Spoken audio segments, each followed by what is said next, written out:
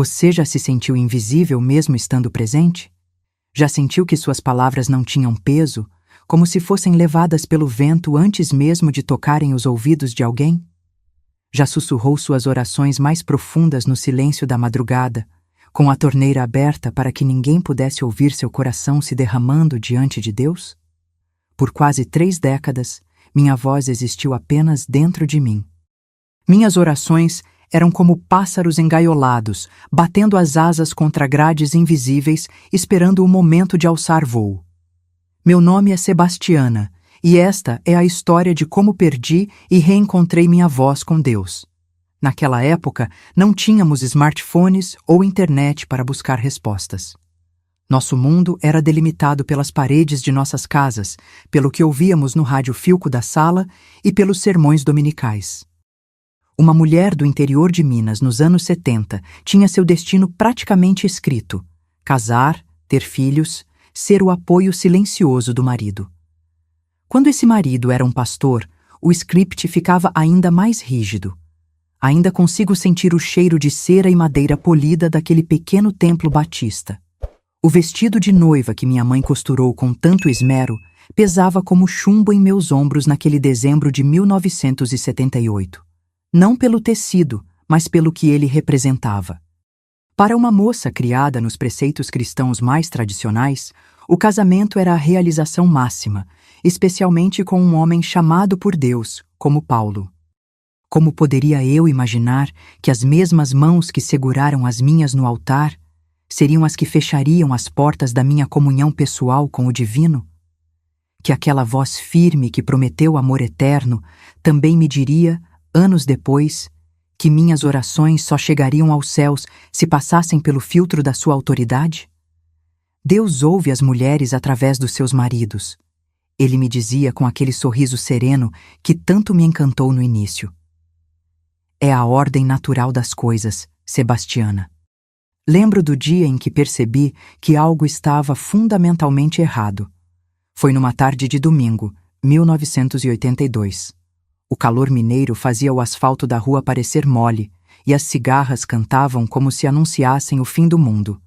Nossa filha Miriam, com apenas 3 anos, brincava com sua boneca de pano no tapete da sala. O ventilador de mesa girava preguiçosamente, espalhando o ar quente pelo nosso pequeno apartamento.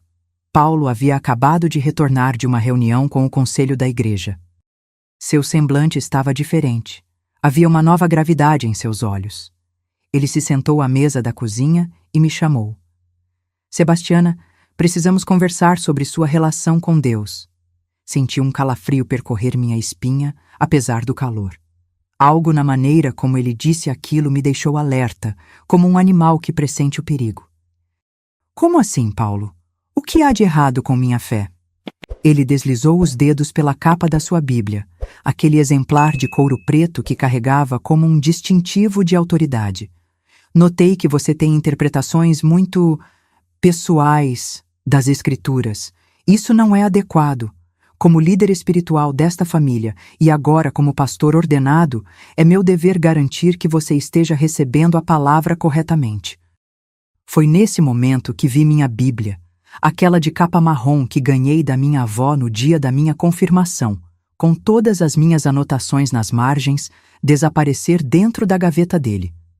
Como uma porta que se fecha silenciosamente, aquele gesto marcou o início do meu exílio espiritual. Dentro da minha própria casa, dentro do meu próprio casamento. Eu não sabia então, mas levaria 23 anos para recuperar minha voz. Nasci em 1953, em Santa Rita do Sapucaí, interior de Minas Gerais. Meus pais, Geraldo e Aparecida, eram pessoas simples e tementes a Deus. Meu pai trabalhava na única agência bancária da cidade, e minha mãe complementava a renda familiar, costurando para as famílias mais abastadas. Cresci entre retalhos coloridos e o cheiro de café recém-coado que impregnava nossa casa de madeira na parte alta da cidade. Nossa família frequentava a igreja batista local, um templo modesto com bancos de madeira escura e um harmônio antigo que chiava nas notas mais agudas. Desde pequena, fui ensinada sobre a importância da obediência, da modéstia e da fé inabalável. Aos domingos, usava meu vestido mais bonito e sapatos bem polidos para os cultos, onde me sentava ereta por horas, absorvendo cada palavra como se fosse mel. Diferente de muitas meninas da minha época, tive a oportunidade de estudar. Minha mãe, apesar de ter cursado apenas até a 4ª série, insistia que eu precisava ter mais chances na vida. Formei-me no curso normal em 1971 e logo comecei a lecionar na escola municipal para crianças do primário. Foi durante esse tempo que desenvolvi uma relação mais pessoal com a fé. Todas as manhãs, antes do nascer do sol, eu abria minha Bíblia e lia um trecho, geralmente dos Salmos ou Provérbios. Anotava minhas reflexões num caderninho de capa florida que guardava na gaveta da cômoda. Havia uma intimidade naqueles momentos.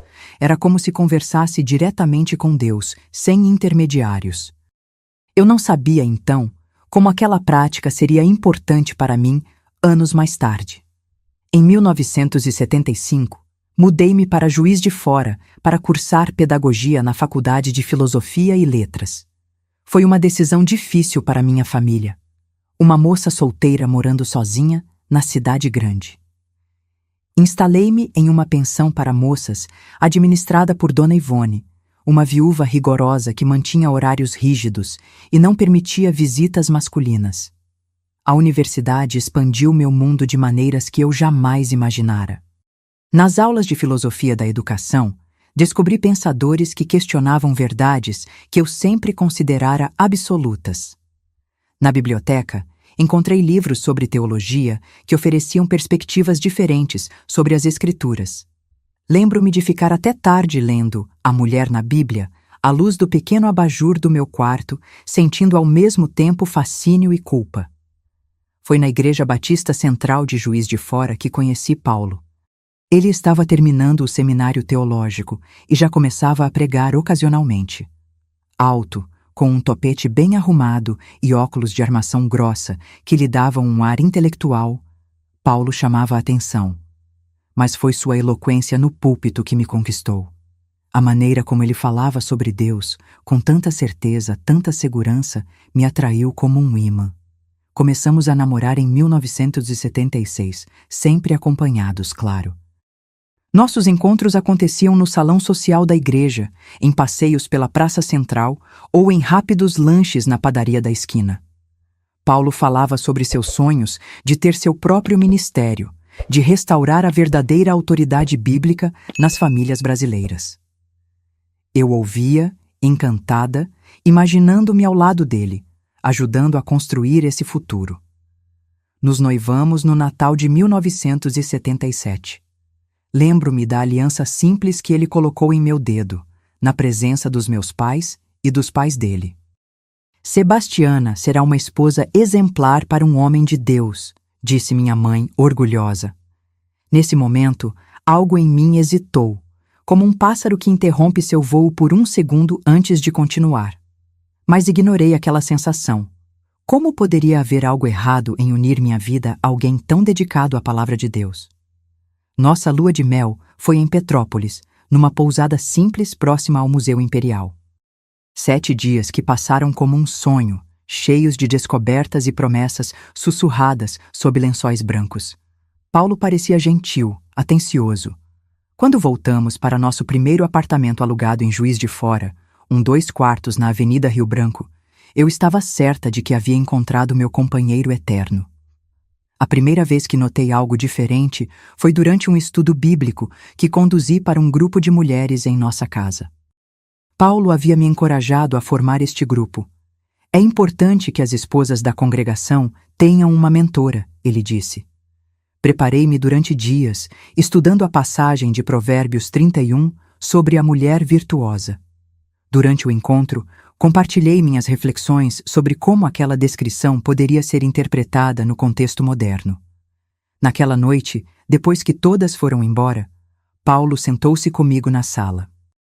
O relógio de parede marcava quase 11 horas, e o barulho do último ônibus passando na avenida ecoava pela janela entreaberta.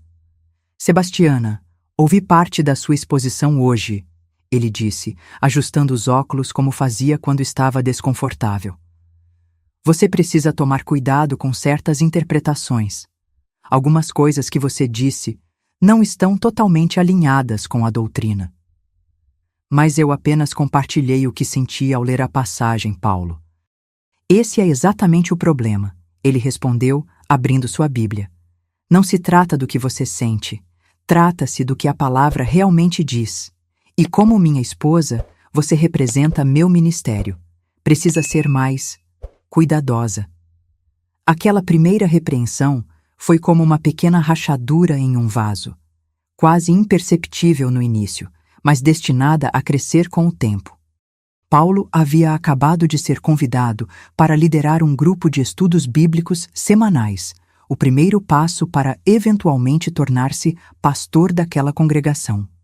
Nossa vida começou a girar em torno da igreja e da imagem que projetávamos para os membros. Uma esposa de líder espiritual deve ser irrepreensível, Paulo repetia, enquanto escolhia as roupas que eu deveria usar nos cultos. Saias abaixo do joelho, blusas sem decote, cores discretas. Meu cabelo, antes solto em cachos rebeldes, agora permanecia sempre preso em coques severos. Sua aparência reflete seu coração, Sebastiana. O controle se estendeu para além da minha aparência. Nas reuniões da igreja, Paulo começou a me interromper sutilmente sempre que eu tentava expressar alguma opinião teológica. O que minha esposa quer dizer é... Ele dizia, reformulando completamente meu pensamento. Os outros membros da congregação, especialmente os homens mais velhos, assentiam em aprovação. Em casa, nossas discussões sobre a Bíblia, algo que eu tanto apreciava durante o namoro, foram gradualmente substituídas por monólogos onde Paulo explicava e eu ouvia. Quando tentava compartilhar minhas próprias interpretações, ele me olhava com um misto de decepção e preocupação. Querida, estas ideias vêm da sua formação universitária secular. Precisamos purificar sua mente dessas influências mundanas. Em 1979, engravidei de nossa filha Miriam. Durante a gravidez, meu corpo não era mais apenas meu. Tornou-se objeto de comentários constantes, não apenas de Paulo, mas de toda a congregação. Uma boa mãe cristã não usa roupas apertadas mesmo grávida, ouvi de uma das senhoras do círculo de oração. O pastor Paulo é abençoado por ter uma esposa tão submissa, comentou outra, como se aquilo fosse o maior elogio que eu poderia receber. Miriam nasceu em uma madrugada chuvosa de março de 1980. Lembro-me do rosto vermelho e zangado, dos punhos minúsculos cerrados, como se já estivesse pronta para lutar contra o mundo. Olhando para minha filha, senti um amor feroz e protetor, mas também um medo que não conseguia nomear. Como eu a criaria para ser forte em um mundo que esperava que ela fosse apenas dócil? Quando Miriam completou 6 meses, Paulo foi oficialmente ordenado pastor. Nossa casa transformou-se em uma extensão da igreja, sempre aberta para aconselhamentos, reuniões de oração, estudos bíblicos. Eu servia café, arrumava cadeiras, sorria educadamente e mantinha Miriam silenciosa durante as discussões teológicas que aconteciam na nossa sala. Tornei-me uma sombra eficiente que transitava pelos cômodos, assegurando que tudo funcionasse perfeitamente. Foi em uma dessas reuniões que ocorreu o incidente que marcaria definitivamente o rumo do nosso casamento. Um grupo de jovens casais estava discutindo o papel da mulher cristã no lar, baseado na Epístola aos Efésios. Mulheres, sede submissas a vossos maridos, como ao Senhor, citou Paulo, com aquela voz grave que usava no púlpito. A esposa deve respeitar incondicionalmente seu marido. Uma das visitantes, Raquel, recém-casada e graduada em letras como eu, levantou timidamente a mão. Pastor, mas o texto também diz que os maridos devem amar suas esposas como Cristo amou a igreja, não é? Isso não implica um amor sacrificial de serviço? Vi o rosto de Paulo endurecer ligeiramente. Certamente, irmã. Mas o homem é a cabeça do lar, como Cristo é a cabeça da igreja. A ordem divina estabelece uma hierarquia clara. Algo dentro de mim se agitou. Conhecia bem aquela passagem, Tinha estudado diferentes comentários sobre ela durante a faculdade. Antes que pudesse me conter, as palavras escaparam. Na verdade, se olharmos o contexto cultural da época e o termo grego original, podemos entender que Paulo estava revolucionando as relações matrimoniais ao equiparar o amor sacrificial do marido à submissão da esposa. Era um conceito radical de mutualidade, não de... A expressão no rosto de Paulo me fez parar no meio da frase. Era uma mistura de surpresa e algo mais perigoso: humilhação. O silêncio que se seguiu pesou como chumbo na sala. Minha esposa adora seus livros universitários, ele disse com um riso forçado, quebrando o momento constrangedor. Mas voltando ao que realmente importa, a palavra de Deus é clara quanto à ordem divina da família. Naquela noite, depois que todos foram embora e Miriam já dormia em seu berço, Paulo fechou a porta do nosso quarto com um clique deliberado. Sua voz era baixa, controlada, mas carregada de uma raiva gelada. Você me humilhou na frente de toda a congregação. Questionou minha autoridade como pastor e como seu marido. Eu apenas compartilhei uma interpretação diferente, Paulo. Não tive intenção de... Sebastiana, ele me interrompeu. A partir de agora, você não estudará mais a Bíblia sozinha. Suas orações serão feitas comigo, sob minha orientação, e não participará mais ativamente das discussões bíblicas. Senti como se o ar tivesse sido sugado dos meus pulmões. Você está me proibindo de ler a palavra de Deus? Estou protegendo você de suas próprias interpretações equivocadas. Ele respondeu, seu tom suavizando-se como quem explica algo óbvio a uma criança. Como seu pastor e marido, é minha responsabilidade espiritual. Suas orações e sua comunhão com Deus devem passar por mim. É a ordem bíblica. Aquela noite marcou o início do meu silenciamento espiritual. A pequena Bíblia que carregava comigo desde a adolescência desapareceu.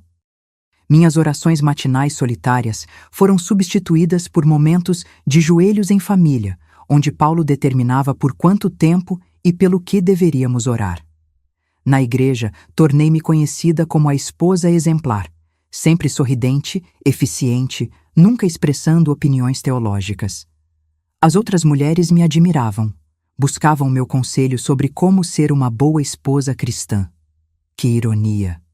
Elas não sabiam que, cada vez mais, eu me sentia como uma atriz interpretando um papel, recitando frases ensaiadas. No espelho do banheiro, às vezes mal reconhecia a mulher de olhar baixo e sorriso contido em que havia me transformado.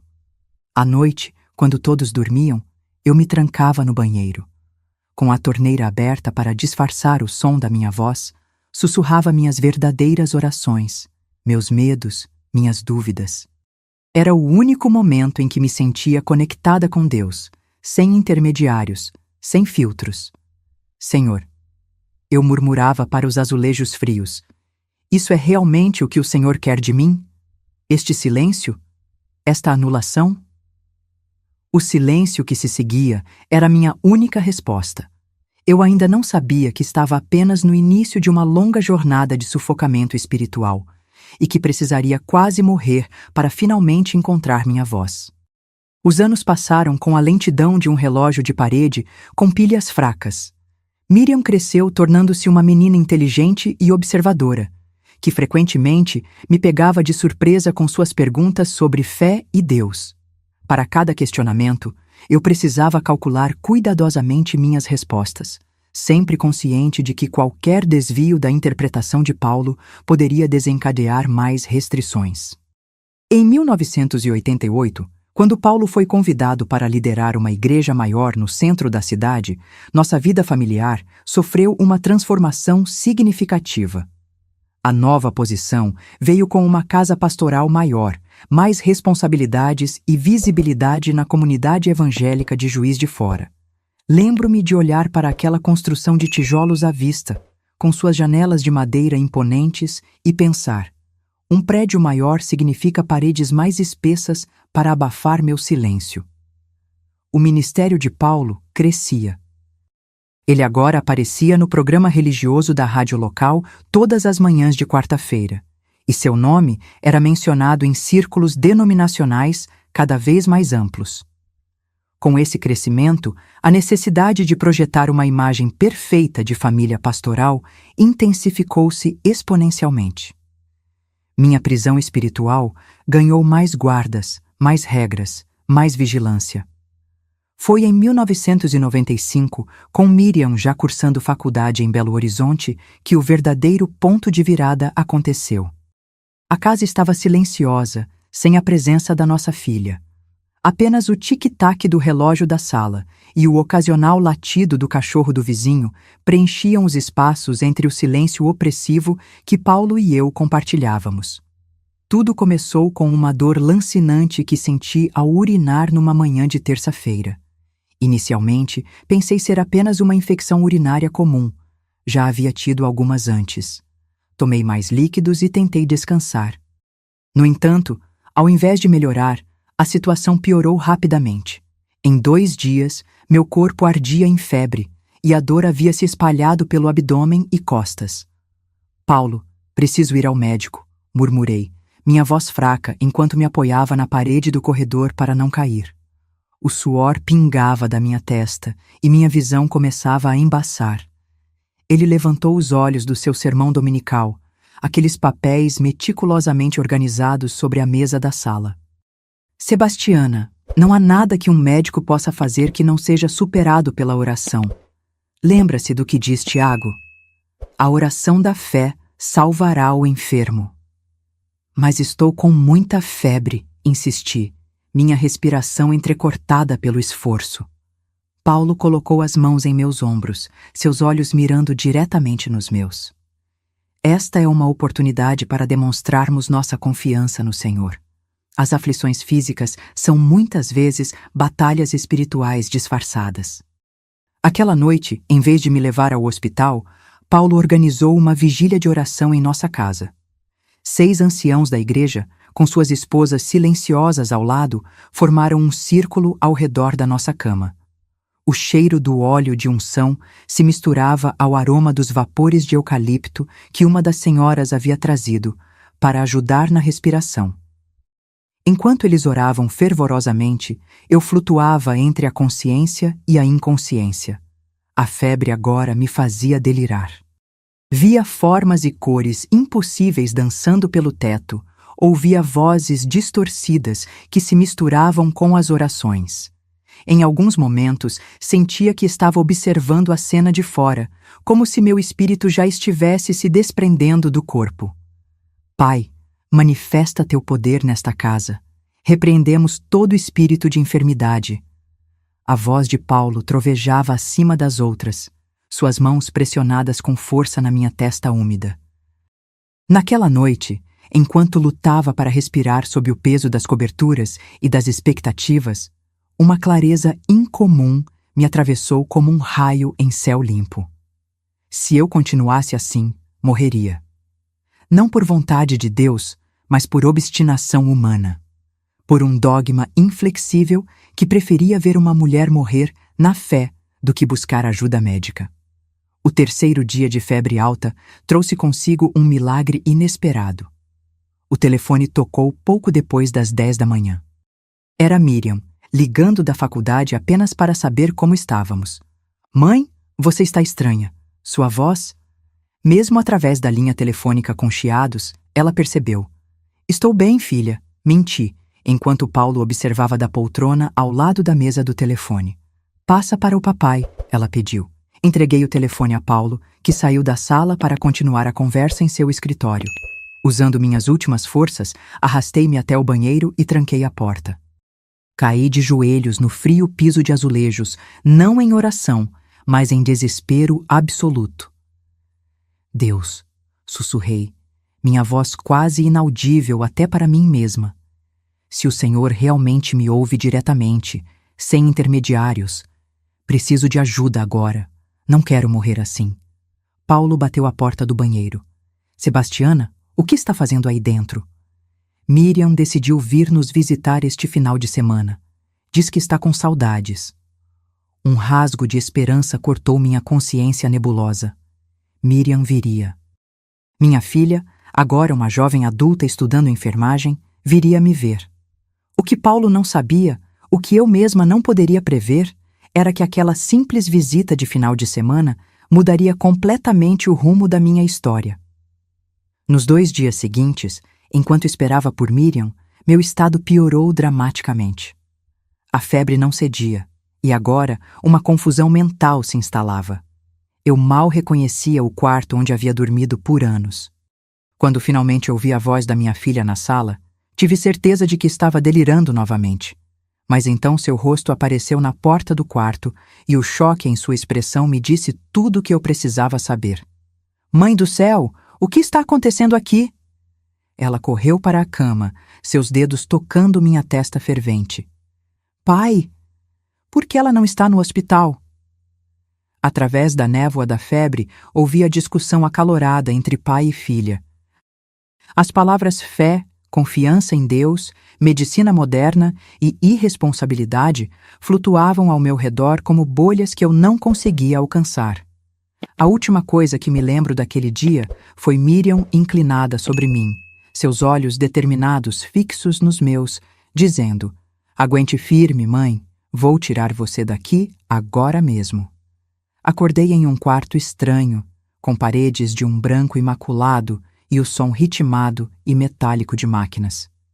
Por um momento, pensei estar morta. Talvez este fosse o purgatório ou alguma antessala do céu. Então, senti a picada da agulha de soro em meu braço e o desconforto da sonda urinária. Estava no hospital. Miriam dormia em uma poltrona desconfortável ao lado da minha cama, seu rosto jovem marcado pela preocupação mesmo no sono. Uma enfermeira entrou silenciosamente, verificou os monitores e sorriu ao perceber que eu estava acordada. Bem-vinda de volta, senhora Sebastiana, ela sussurrou. Sua filha é um anjo, sabia? Chegou aqui com a senhora praticamente inconsciente. Foi por muito pouco. Muito pouco. As palavras ecoaram em minha mente como pedras lançadas em um poço profundo. Quase morri não por vontade divina, mas por uma interpretação distorcida da fé. Uma interpretação que colocava a autoridade de um homem acima da preservação da vida. Durante os primeiros dias de internação, enquanto os antibióticos combatiam a septicemia que se instalara em meu corpo, outra batalha silenciosa ocorria dentro da minha alma. Cada visita do médico, cada explicação sobre meu quadro clínico, cada procedimento realizado pelas mãos habilidosas da equipe de saúde era uma rachadura na estrutura do que eu havia sido condicionada a acreditar. A senhora teve muita sorte, explicou o Dr. Mendonça, ajustando os óculos de armação dourada sobre o nariz. Mais 12 horas e teríamos um quadro irreversível. Entendo questões de fé, mas Deus também nos deu a medicina como ferramenta. Paulo apareceu no 3º dia, trazendo uma Bíblia e um semblante carregado de desaprovação mal disfarçada. Sentou-se ao lado da minha cama, enquanto Miriam saiu para tomar um café, dando-nos privacidade, ou talvez evitando um confronto. Isso tudo era desnecessário, ele começou, sua voz baixa para que os outros pacientes não ouvissem. Estávamos no meio de um processo de cura espiritual. Miriam interferiu em algo que estava nas mãos de Deus. Olhei para o soro pingando lentamente na minha veia e para os resultados dos exames que mostravam como a infecção estava finalmente recuando. Pela primeira vez em muitos anos, não senti medo de discordar. Paulo, eu estava morrendo, respondi simplesmente. Ele abriu a Bíblia em Tiago 5, apontando para o versículo sobre a oração da fé que salvará o enfermo. Nossa fé estava sendo testada, Sebastiana, e você fraquejou. Uma enfermeira entrou para verificar meus sinais vitais, interrompendo momentaneamente nossa conversa. Quando saiu, algo dentro de mim havia mudado irreversivelmente. Era como se um véu tivesse sido removido dos meus olhos. Não foi minha fé que fraquejou, Paulo. Foi meu corpo. E Deus usou Miriam e estes médicos para me salvar. Seu rosto endureceu, aquela expressão que eu conhecia tão bem, a que precedia seus sermões sobre autoridade espiritual. Mas desta vez, algo era diferente. Eu estava diferente.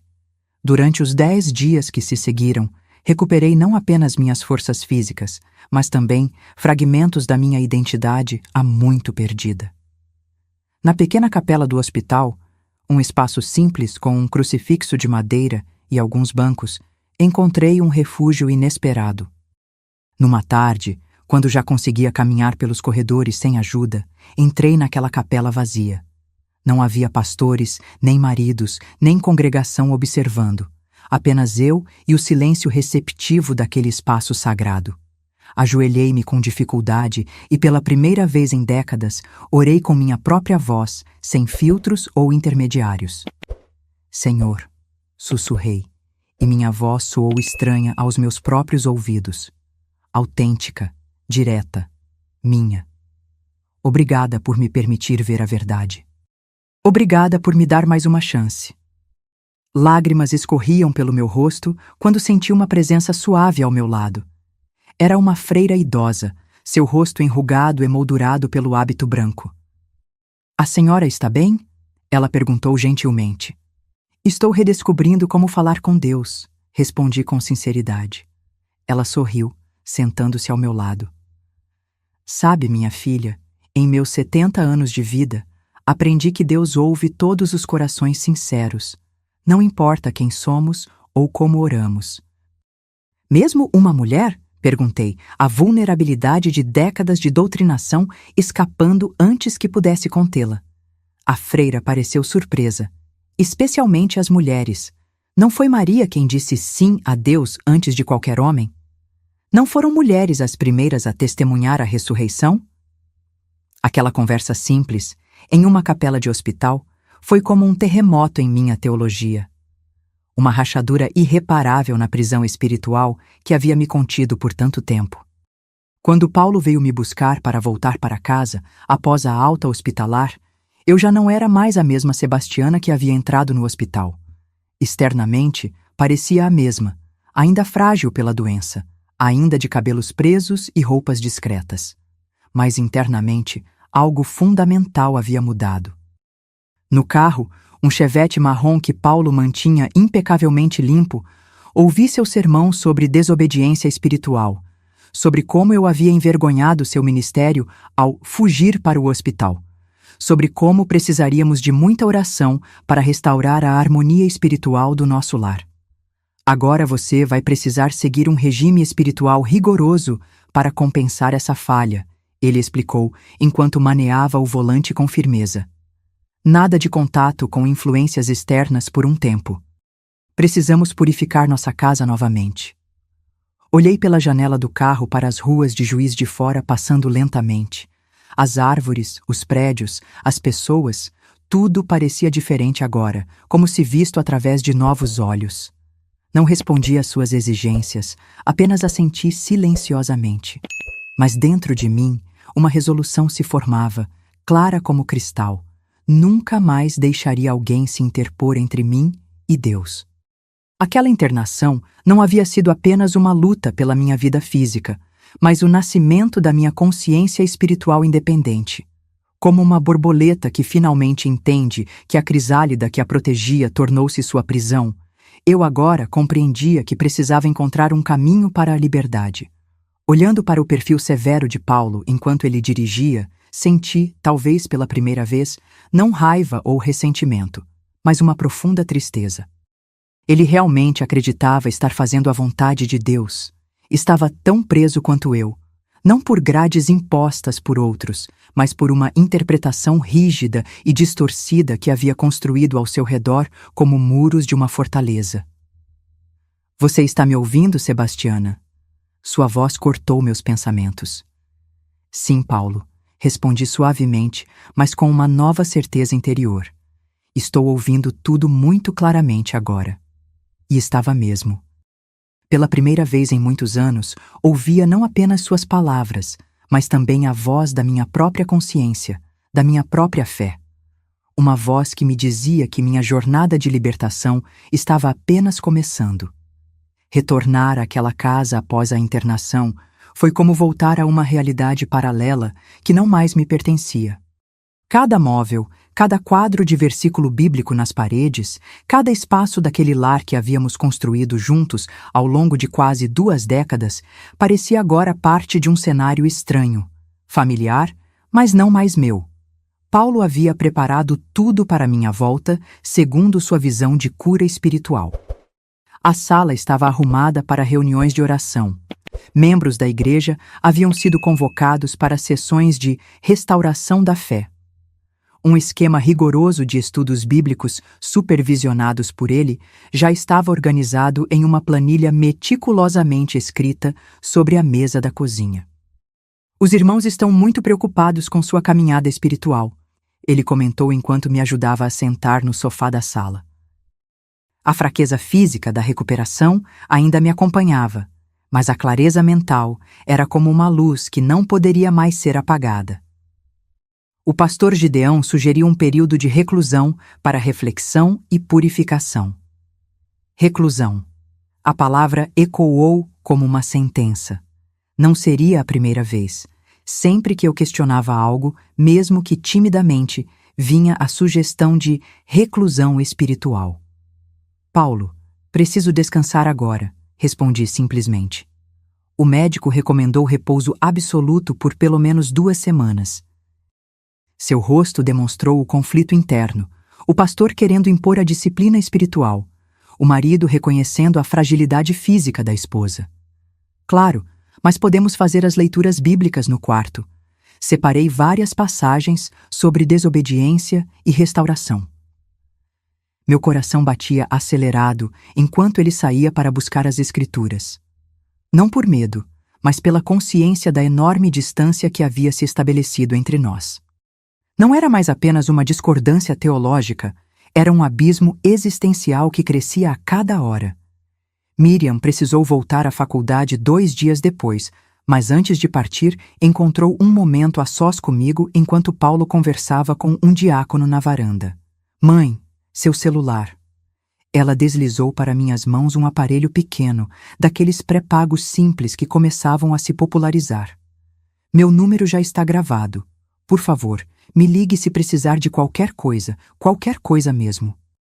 Escondi o telefone no fundo da gaveta de roupas íntimas, sabendo que Paulo jamais procuraria ali. Aquele pequeno objeto de plástico se tornou meu primeiro símbolo de independência. Uma conexão com o mundo exterior que não passava pelo filtro do meu marido. As semanas seguintes foram um estranho balé de aparências. Externamente, eu era a esposa submissa em recuperação, aceitando as visitas das mulheres da igreja que vinham ministrar a mim com conselhos sobre submissão e obediência. Participava das leituras bíblicas comandadas por Paulo, assentia com a cabeça nos momentos apropriados e mantinha os olhos baixos em sinal de humildade. Mas, internamente, uma revolução silenciosa estava em curso. Nas madrugadas, quando Paulo dormia profundamente após dias exaustivos de ministério, eu me esgueirava para o banheiro com uma pequena lanterna e lia uma Bíblia de bolso que Miriam havia escondido para mim entre as toalhas limpas no armário. Lia sem filtros, sem interpretações impostas, apenas eu e as palavras antigas em um encontro íntimo e transformador. O primeiro grande confronto veio cerca de 1 mês após minha volta. Paulo havia organizado uma reunião especial na igreja. Um testemunho meu sobre como Deus havia me curado da enfermidade, apesar da interferência médica. O script estava pronto, escrito por ele mesmo em papel timbrado da igreja. Você lerá isso exatamente como está.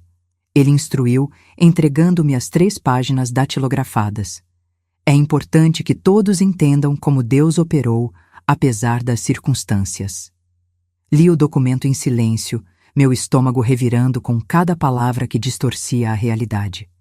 O texto minimizava a gravidade da minha condição, exaltava a visão espiritual de Paulo em insistir na cura pela fé e apresentava a intervenção médica quase como um obstáculo ao milagre divino.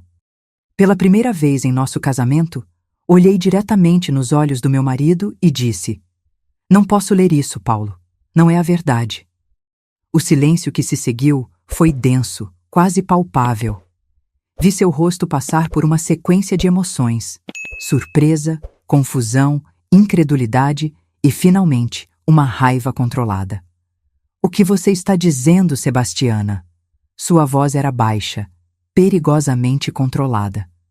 Estou dizendo que Deus usou minha filha e os médicos para me salvar. Não posso testemunhar algo diferente disso. Ele se aproximou, tomando as folhas de papel das minhas mãos com um movimento brusco. Você ainda está confusa pela doença. O inimigo está usando essa fraqueza para semear rebeldia em seu coração. Não é rebeldia reconhecer a verdade, Paulo. Seus olhos se estreitaram, estudando-me como se visse uma estranha em sua casa. Cancelarei seu testemunho então. Direi que você ainda está fraca demais. Mas precisamos intensificar suas sessões de aconselhamento espiritual. Aquela noite, deitada ao lado de um marido que agora parecia um estranho, compreendi que minha vida havia chegado a uma bifurcação definitiva. O caminho que seguiríamos dali em diante seria determinado por minha capacidade de sustentar esta nova consciência, sem desmoronar sob a pressão da autoridade de Paulo. No dia seguinte, enquanto ele estava na igreja, liguei para Miriam do celular escondido. Filha, sussurrei, mesmo estando sozinha em casa. Como está a universidade? Mãe, que bom ouvir sua voz. Estou bem, mas preocupada com você. Como estão as coisas? Hesitei antes de responder, pesando cada palavra. Estou começando a enxergar com clareza, filha. Mas o caminho será longo. Você está pensando em sair de lá? A pergunta que ela nunca tinha ousado fazer antes. Ainda não sei, respondi honestamente. Mas estou aprendendo a ouvir minha própria voz novamente. Desliguei o telefone e o escondi novamente, sentindo uma estranha mistura de terror e libertação. O medo do desconhecido lutava com a certeza crescente de que não poderia continuar vivendo na prisão espiritual que meu casamento havia se tornado. Na semana seguinte, Paulo anunciou que o presbitério regional o havia convidado para liderar um seminário de 3 dias em outra cidade. Seria a primeira vez em anos que eu ficaria sozinha em casa por mais de algumas horas. Você estará bem? Perguntou ele, mais por preocupação com a casa que ficaria sem supervisão do que comigo. Sim, respondi com um sorriso sereno.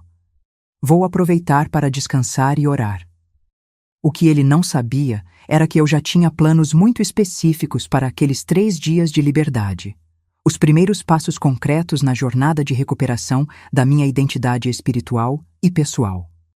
Quando o Chevette marrom de Paulo desapareceu na esquina naquela manhã de quarta-feira, senti uma mistura contraditória de alívio e pânico. Os 3 dias seguintes seriam meus, inteiramente meus, pela primeira vez em décadas.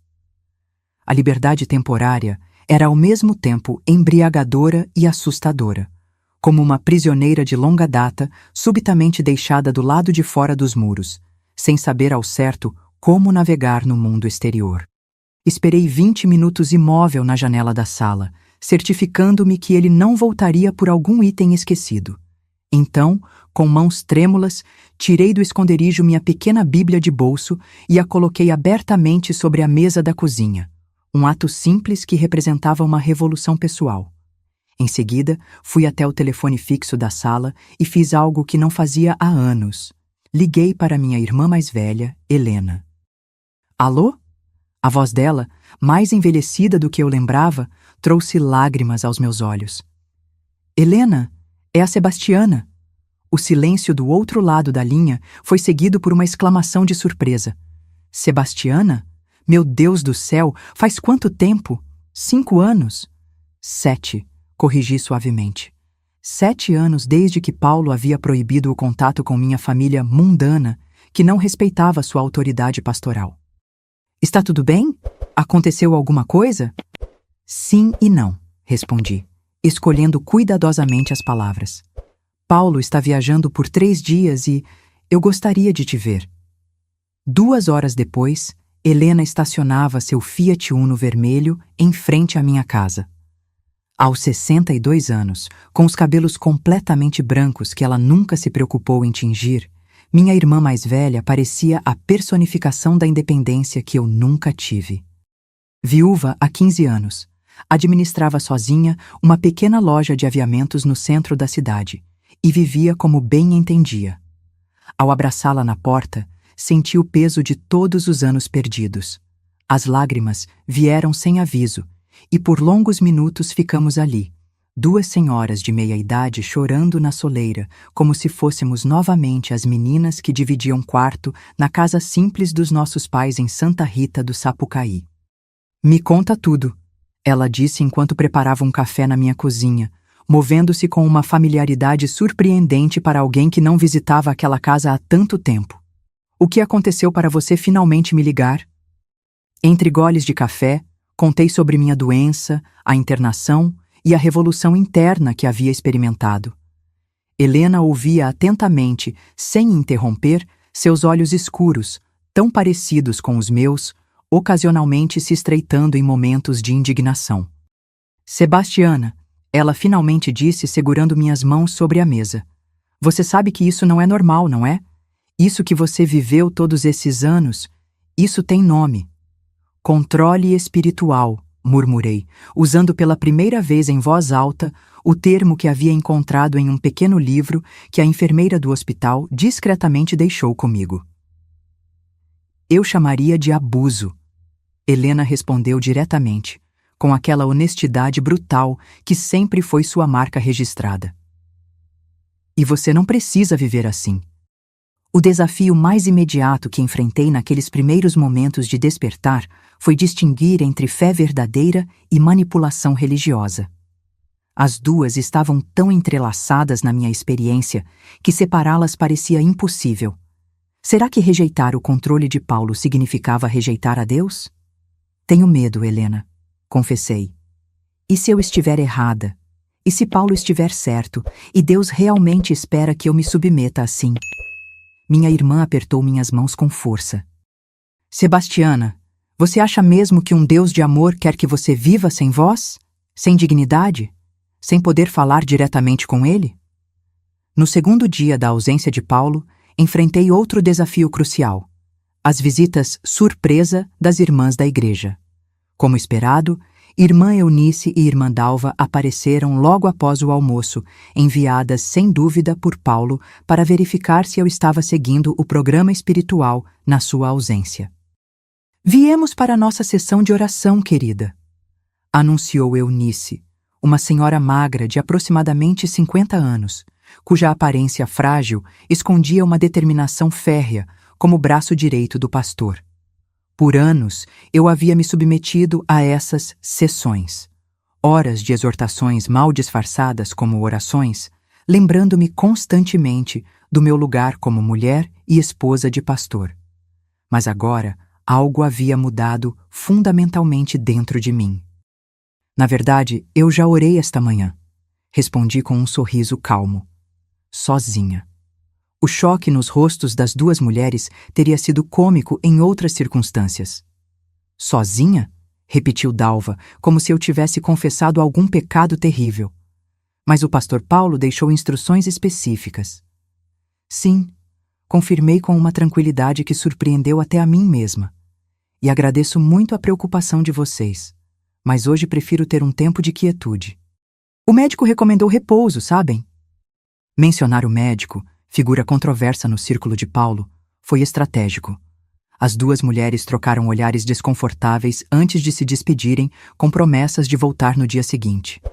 Quando fechei a porta, minhas pernas tremiam tanto que precisei me sentar. Aquele pequeno ato de resistência havia custado toda a minha energia emocional. Mas também tinha me dado algo precioso: a experiência de estabelecer um limite e sobreviver a isso. No terceiro e último dia da minha liberdade temporária, enfrentei talvez o desafio mais significativo: reconciliar-me com meu próprio corpo e espaço.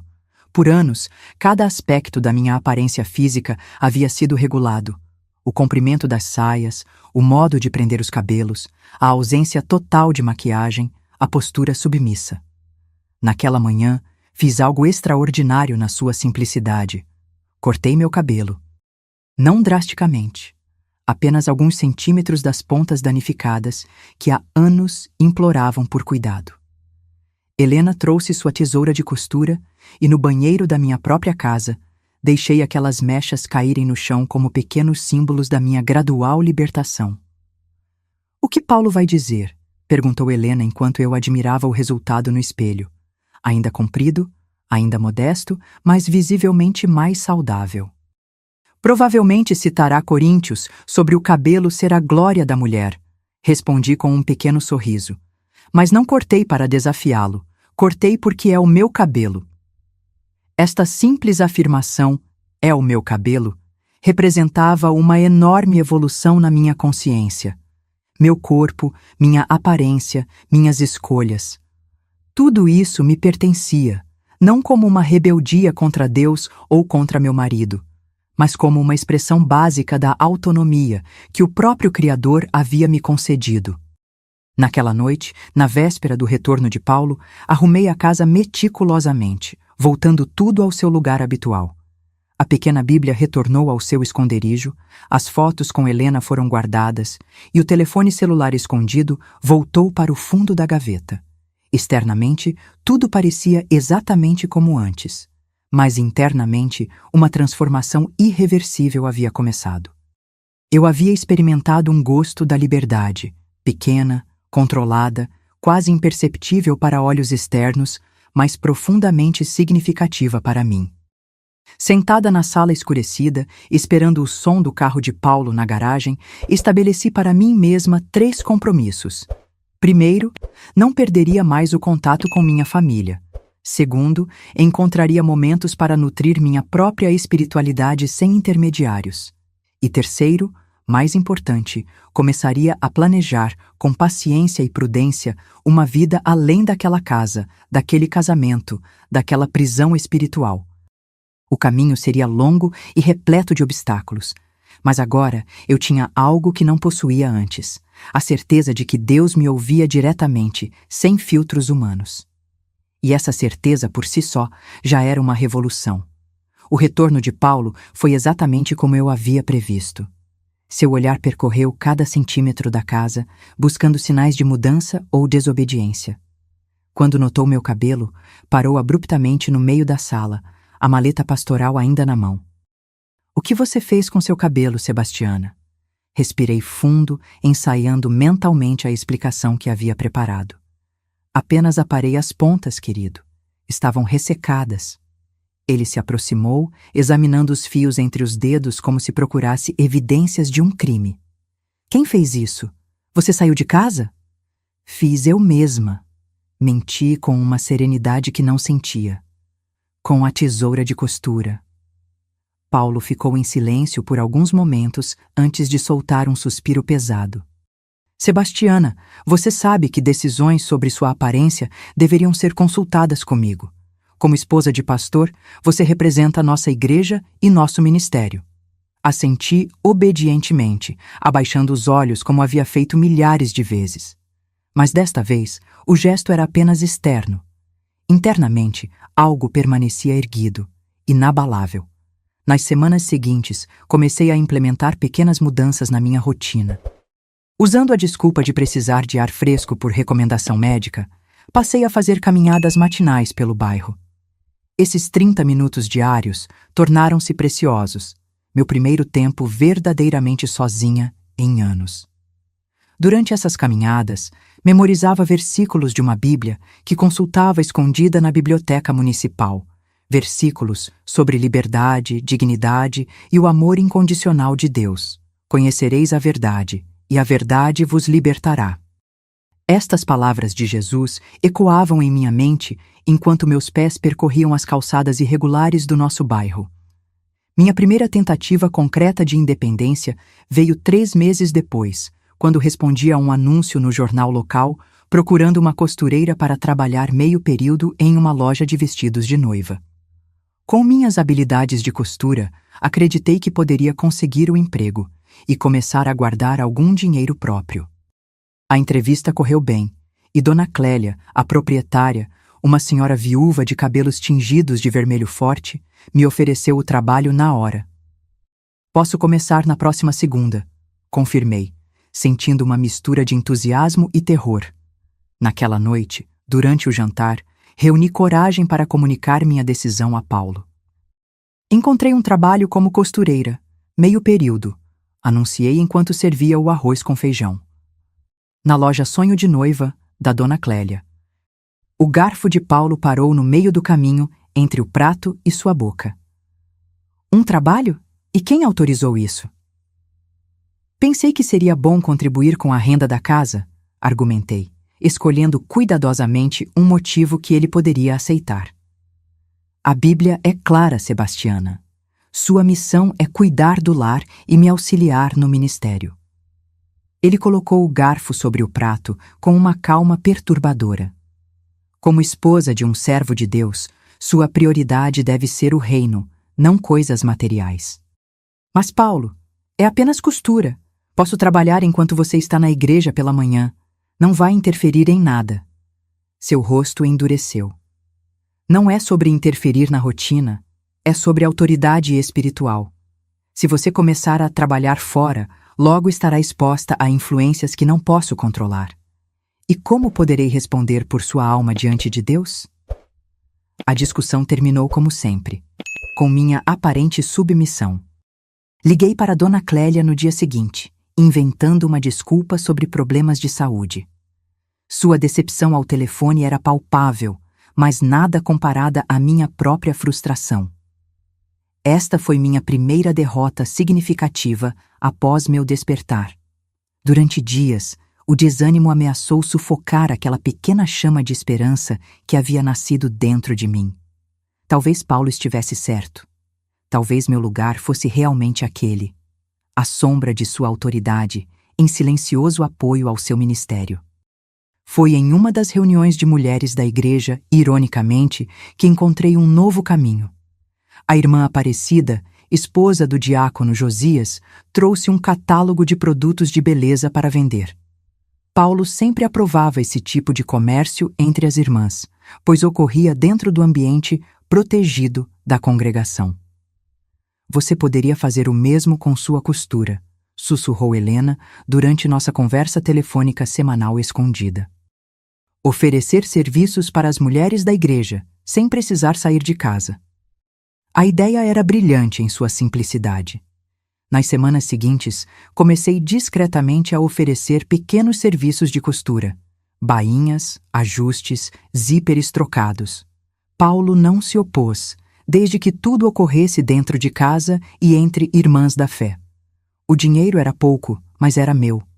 Cada nota que escondia dentro da antiga lata de fermento representava um tijolo na construção do meu futuro. Um futuro que eu ainda não conseguia visualizar completamente, mas que começava a tomar forma nas margens da minha imaginação. Minha falha mais dolorosa, no entanto, veio quando tentei reestabelecer minha voz nas reuniões da igreja. Durante anos, minha participação havia sido cuidadosamente coreografada por Paulo. Quando falar, o que dizer, como me comportar.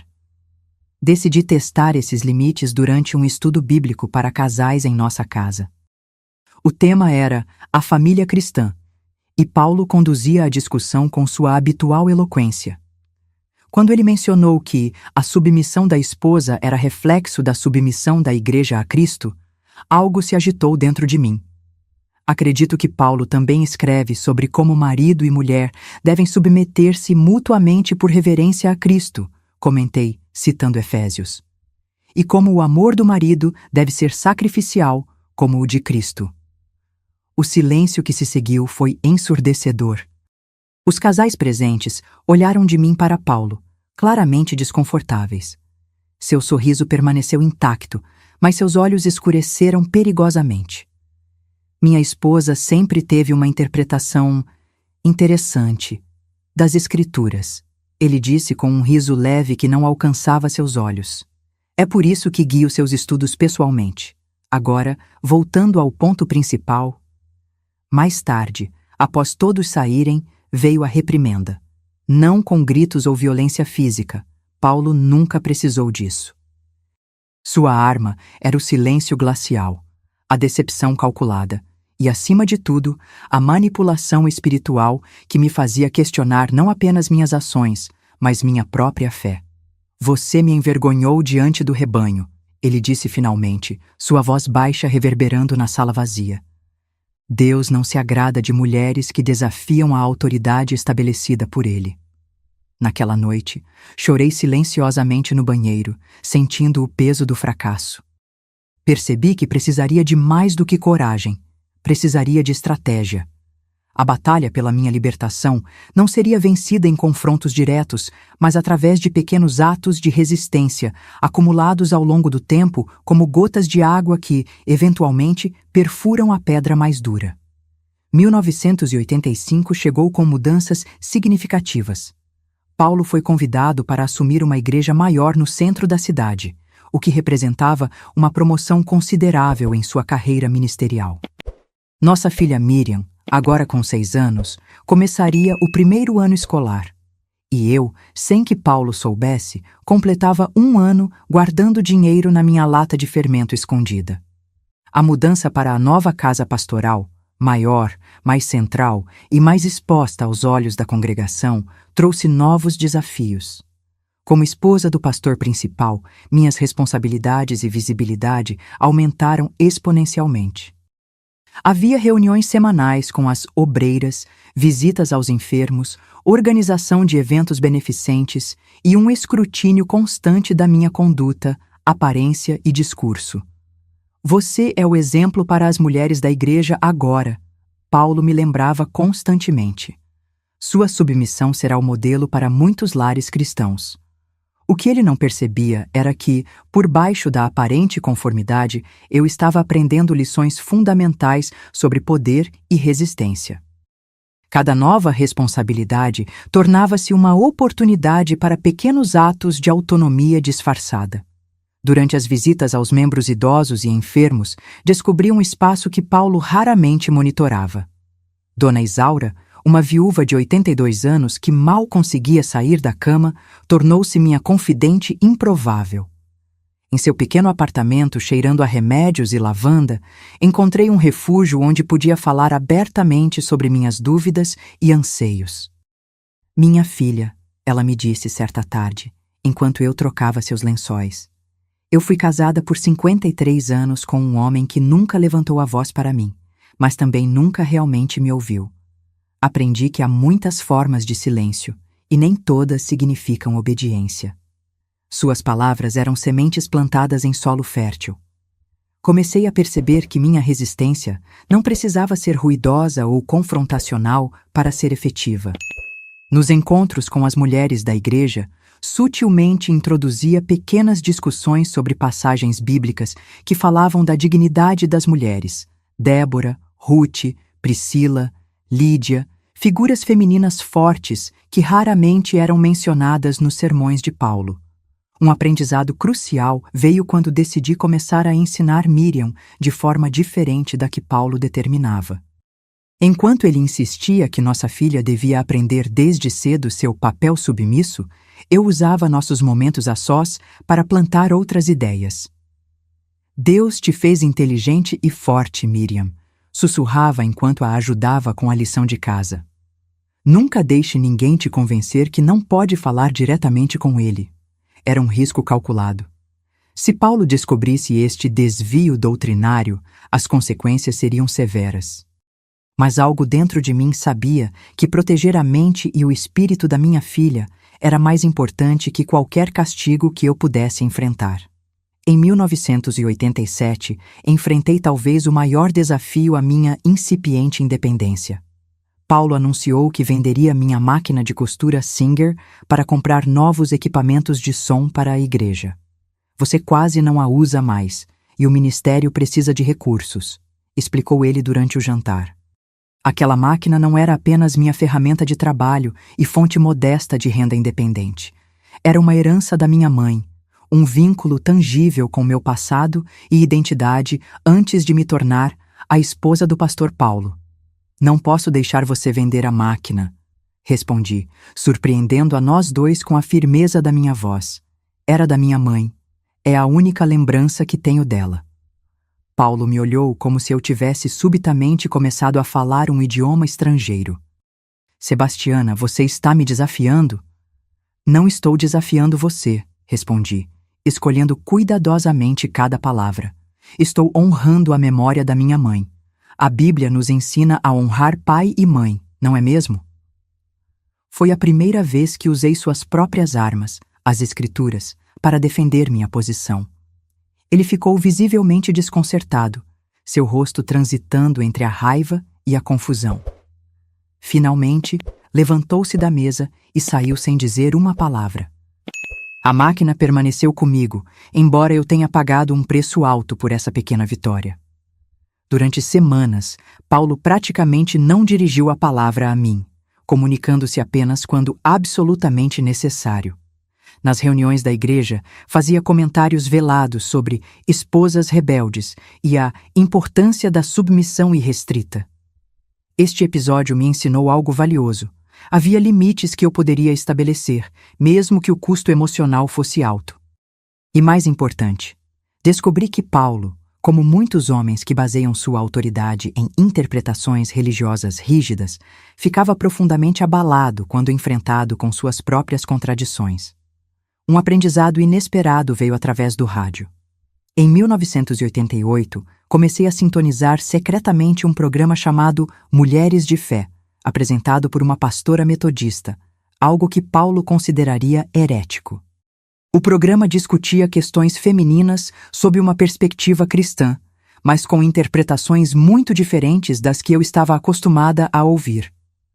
A submissão mencionada nas Escrituras é mútua e baseada no amor, não na dominação, dizia a pastora Lídia em sua voz calma e segura.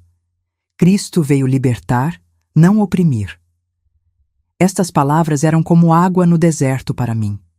Aos poucos, fui reconstruindo minha compreensão teológica, percebendo que muito do que Paulo ensinava era uma interpretação específica, não a única verdade possível. À medida que Miriam crescia, tornando-se uma adolescente perspicaz e observadora, os desafios se multiplicavam.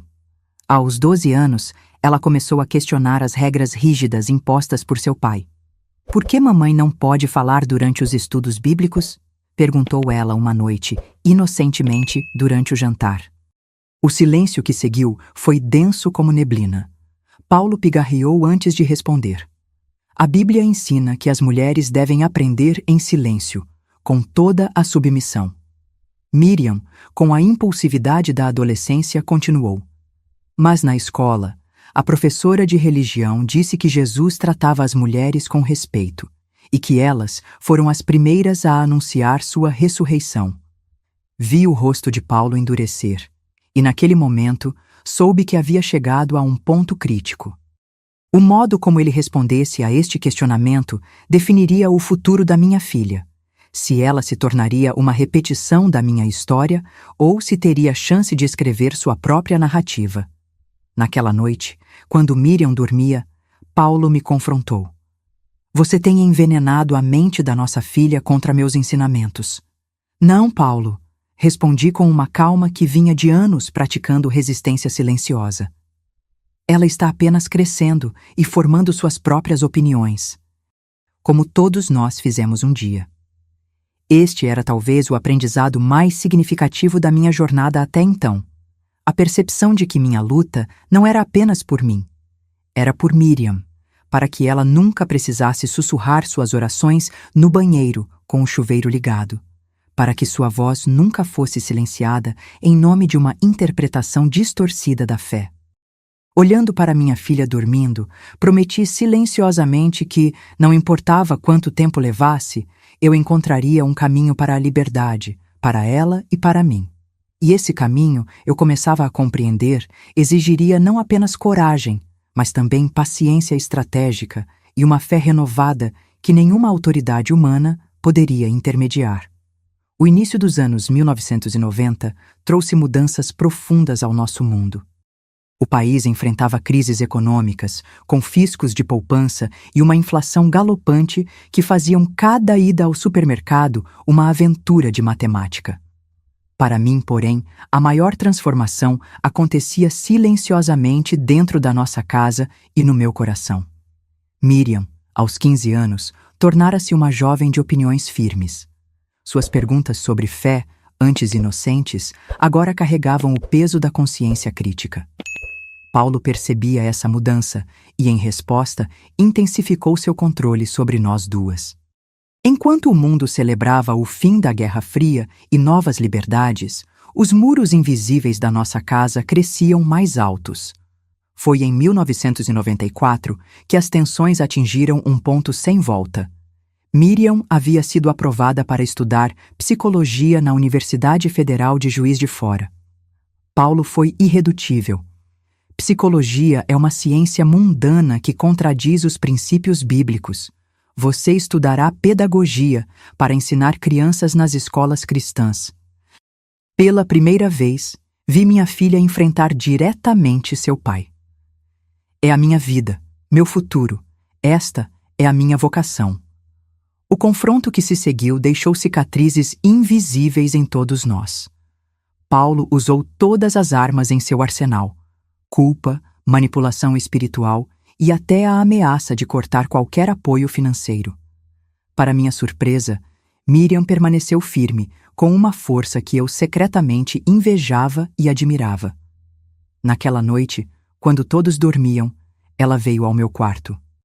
Paulo estava viajando para um retiro de pastores em Belo Horizonte. "Mãe", sussurrou, sentando-se na beirada da minha cama. "Por que você permite isso? Por que não fala com Deus diretamente? Por que deixa papai controlar até suas orações?" As perguntas penetraram como adagas. Não consegui responder imediatamente. Como explicar décadas de condicionamento?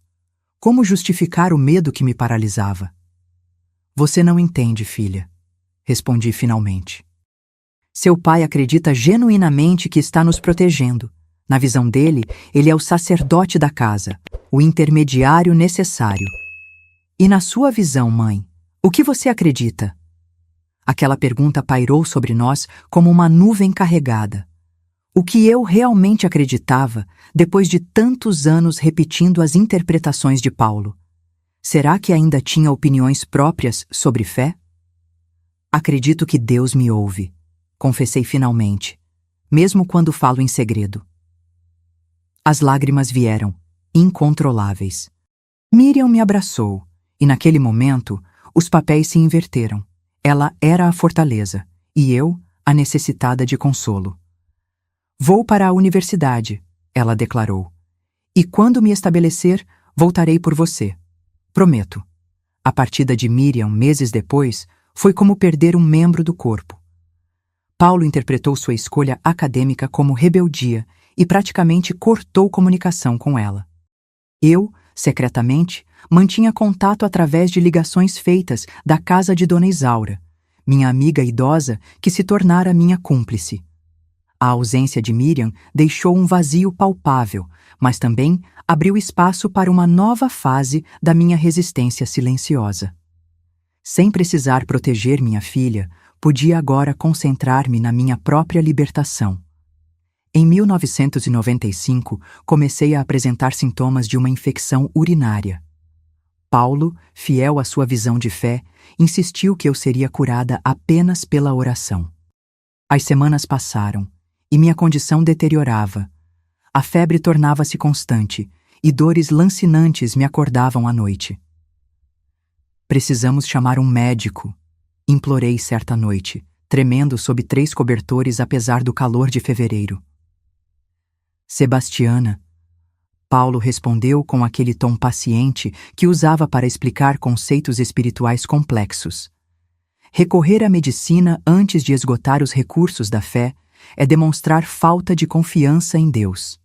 Enquanto ele organizava vigílias de oração em nossa casa, eu sentia meu corpo desistindo gradualmente. As irmãs da igreja traziam chás de ervas e ungiam minha testa com óleo, enquanto sussurravam orações ao meu redor. A infecção, no entanto, avançava implacavelmente para meus rins e depois para minha corrente sanguínea. O dia em que Miriam chegou para um fim de semana em casa foi quando percebi que poderia morrer. Ela entrou no quarto onde eu jazia, semiconsciente, e seu rosto transformou-se em puro horror. Mãe, você está amarela. Isso é septicemia. O que se seguiu foi como uma cena em câmera lenta. Miriam, confrontando Paulo na sala. Vozes elevadas que mal conseguia distinguir em meu estado febril. O barulho distante de uma sirene. Mãos gentis me colocando numa maca. Luzes fluorescentes passando acima de mim num corredor hospitalar. No hospital, entre a consciência e a inconsciência, tive um momento de clareza cristalina. Se sobrevivesse, não poderia voltar à mesma vida. Aquela infecção não tratada tornou-se, ironicamente, o catalisador que precipitaria minha libertação. Em meu estado vulnerável, fiz um juramento silencioso. Se Deus me permitisse viver, usaria essa segunda chance para encontrar minha própria voz, na fé e na vida. Durante aqueles dias entre a vida e a morte, algo fundamental quebrou-se dentro de mim: o medo. Quando se encara a possibilidade real do fim, as amarras sociais e os temores de desaprovação perdem seu poder. No quarto de hospital, com o soro pingando lentamente e os antibióticos combatendo a infecção que quase me matou, experimentei uma liberdade interior que nunca havia conhecido. Lembro-me do Dr. Mendonça, inclinando-se sobre minha cama no terceiro dia. A senhora teve muita sorte. Mais 12 horas. Ele não completou a frase, mas o significado estava claro. Não foi sorte, pensei. Foi Miriam. Foi minha filha, que cresceu com força suficiente para desafiar um sistema que eu não conseguia enfrentar. E naquele momento, soube que precisaria encontrar dentro de mim uma coragem semelhante, porque o retorno ao lar de Paulo seria apenas temporário. A verdadeira batalha, a luta pela minha autonomia espiritual e pessoal, estava apenas começando. Os anos que se seguiram à minha hospitalização foram um lento e meticuloso preparo para a libertação. Como uma prisioneira que descobre uma falha nas paredes da cela, comecei a trabalhar silenciosamente em meu plano de fuga. Cada centavo economizado, cada carta trocada secretamente com Miriam, cada habilidade adquirida, tudo era um passo em direção à liberdade. Paulo interpretou minha experiência de quase morte como um chamado ao arrependimento. Deus te deu uma segunda chance para aprender submissão verdadeira, ele declarava. Eu apenas assentia, mas internamente um novo mantra se formava. Deus me deu uma segunda chance para encontrar minha voz. Em 1997, comecei a oferecer serviços de costura para a vizinhança, discretamente, com a desculpa de que era apenas um passatempo para ocupar o tempo enquanto me recuperava. Na verdade, cada vestido ajustado, cada bainha costurada representava algumas moedas a mais na minha lata de fermento escondida no fundo do armário. Por que você precisa cobrar por isso? Questionou Paulo certa vez, quando me viu recebendo dinheiro de Dona Carmen pelo conserto de um vestido. Não precisamos dessa renda. É apenas uma forma de retribuir pela hospitalidade delas com sopas e visitas durante minha doença. Respondi sem hesitar, com um sorriso ensaiado. Os anos de silêncio me haviam tornado especialista em mentiras piedosas. Miriam formou-se em psicologia em 1998 e conseguiu um emprego em uma clínica em Belo Horizonte. Nossas comunicações agora incluíam um código. Quando ela perguntava sobre receitas antigas da família, estava na verdade me questionando sobre meus planos de saída. Aquela receita de bolo de fubá que você pediu ainda precisa de alguns ajustes, eu dizia pelo telefone fixo quando Paulo podia ouvir. Tradução. Ainda não estava pronta para partir. Um fator complicador surgiu em 1999. Paulo foi diagnosticado com pressão alta e começou a depender mais de mim para tarefas cotidianas. Uma batalha interna assolava-me nos momentos de silêncio. Seria cruel abandonar um homem doente? A culpa cristã, tão profundamente arraigada após décadas de doutrinação, ainda tinha garras afiadas. Sebastiana, disse-me Dona Isaura durante uma de minhas visitas, enquanto tomávamos chá em suas xícaras de porcelana com bordas lascadas. Compaixão não é prisão. Você pode ajudar alguém sem sacrificar sua própria existência. Aos 95 anos, minha velha amiga tinha a sabedoria cristalina que só a idade avançada proporciona. Ela segurou minhas mãos trêmulas entre as suas, ainda mais enrugadas, e completou: Deus não te criou para seres apenas a sombra de outro. O ano 2000 chegou com a euforia do novo milênio.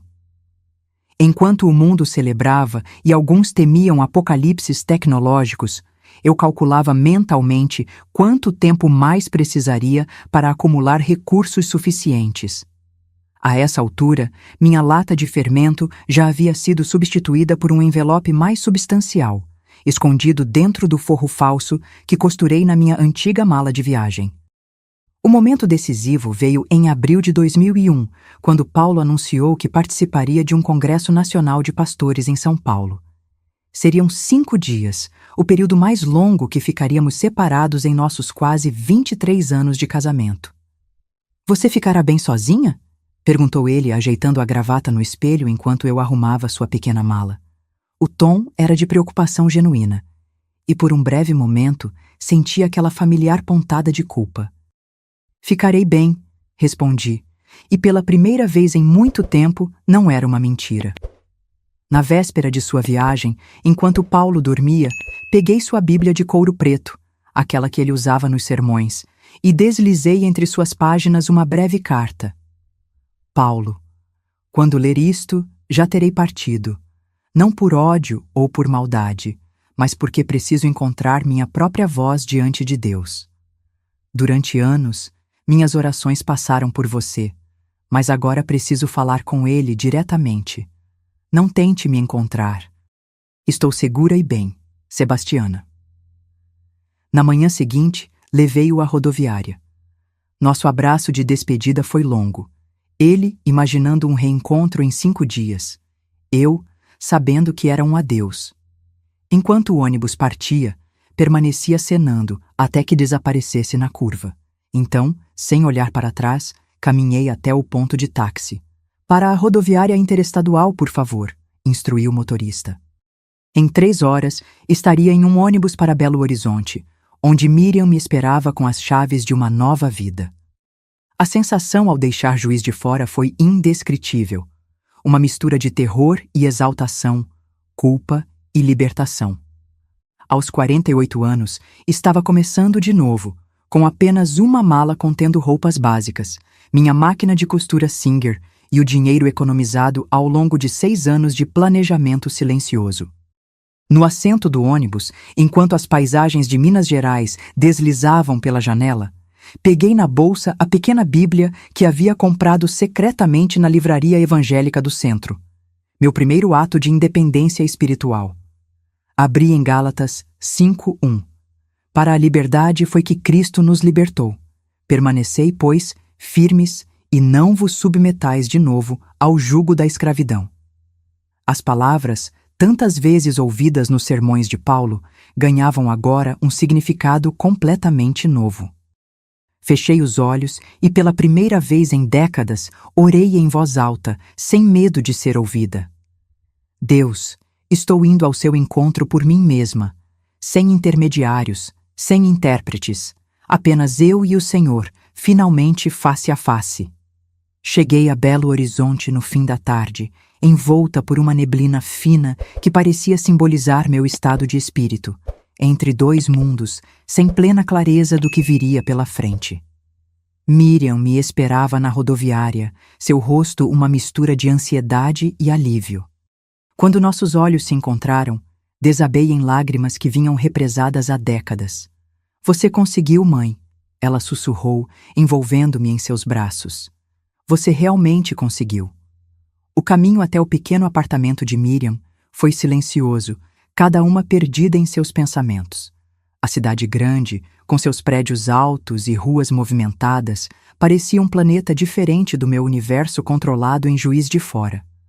Tudo era ao mesmo tempo aterrorizante e maravilhoso.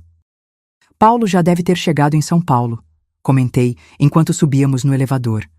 Amanhã à noite ele estará procurando por mim. E não vai te encontrar, Miriam disse com firmeza. Estamos em 2001, mãe. Não é tão fácil rastrear alguém que não quer ser encontrado. Naquela primeira noite, dormi no sofá da sala, incapaz de relaxar completamente.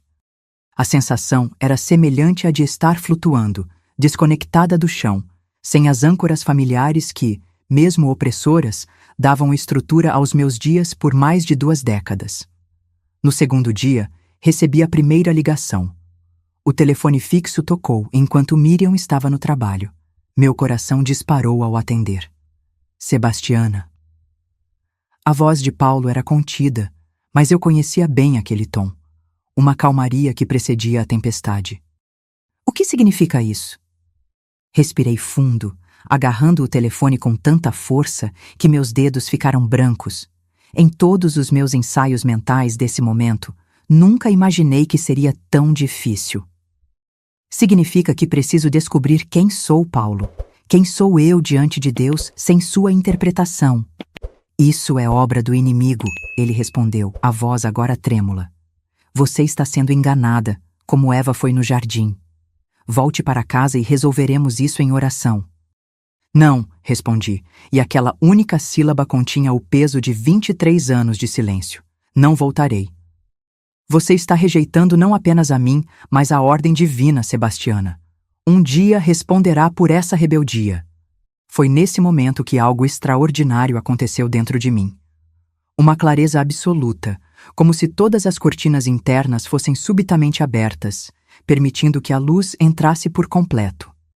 Paulo, disse calmamente, durante anos você me fez crer que minhas orações só chegariam a Deus através de você, que minhas interpretações da Bíblia eram perigosas, que minha voz espiritual precisava de sua aprovação. Fiz uma pausa, sentindo cada palavra como uma pedra sendo removida de um muro que desmoronava. Mas sabe o que descobri naquela capela de hospital, entre a vida e a morte? Que Deus me ouvia, diretamente, claramente, sem precisar da sua permissão ou intermediação.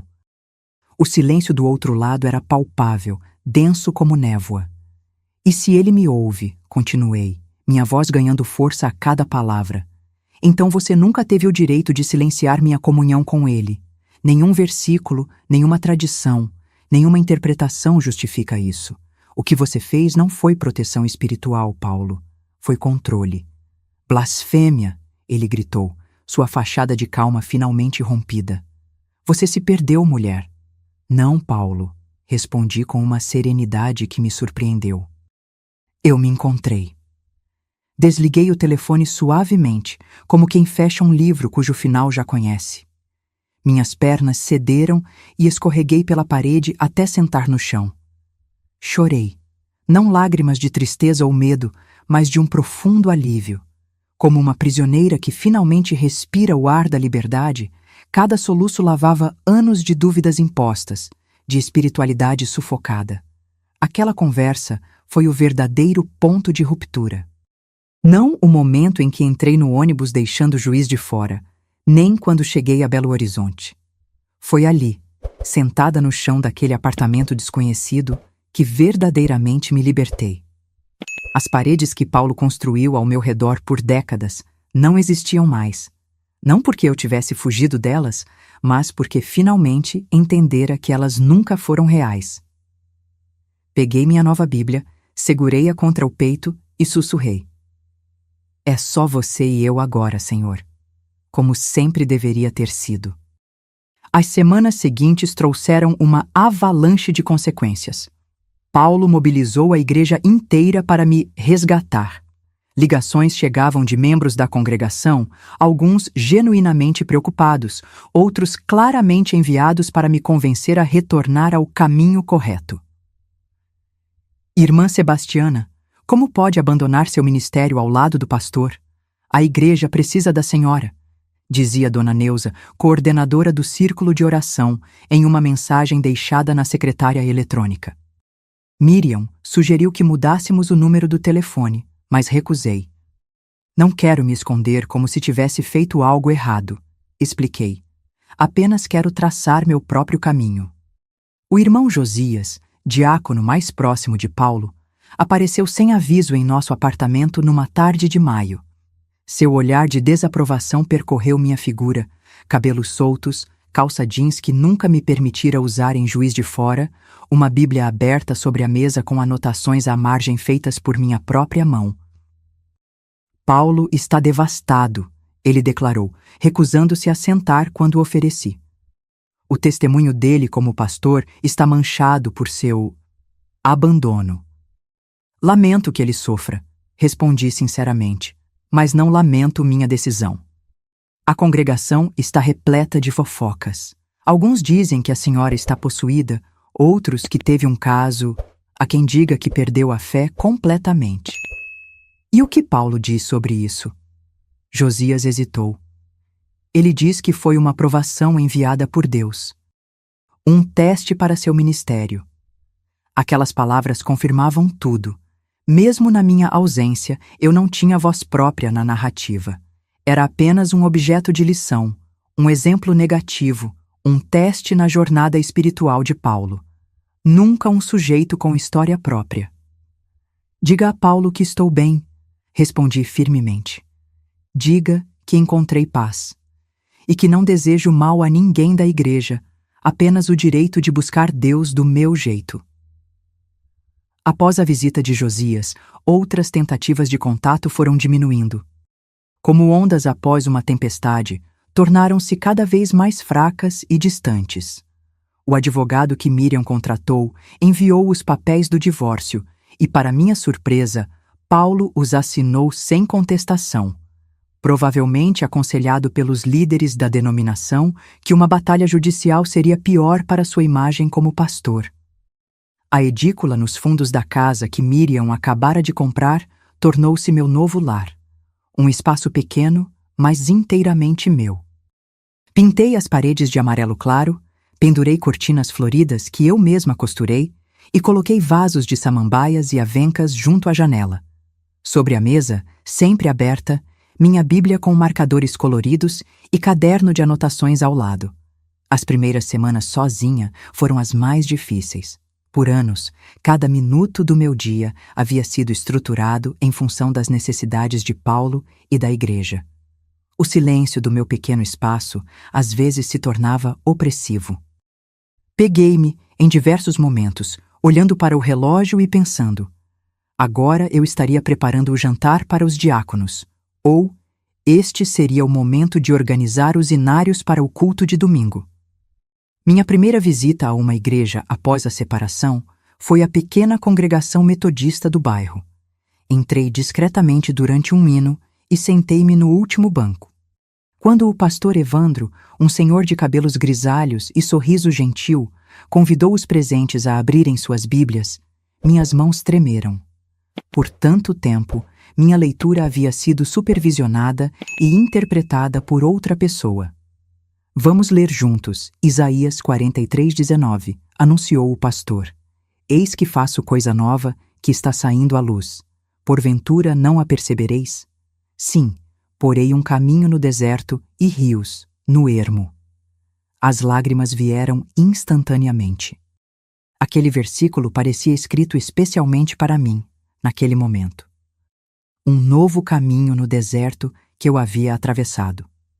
Após o culto, várias pessoas vieram me cumprimentar, sem fazerem perguntas invasivas sobre meu passado. Uma senhora idosa, Dona Berenice, tocou meu braço gentilmente. Seja bem-vinda, disse simplesmente. Deus a trouxe até nós. Como a senhora sabe que não fui eu que escolhi vir? Perguntei surpresa.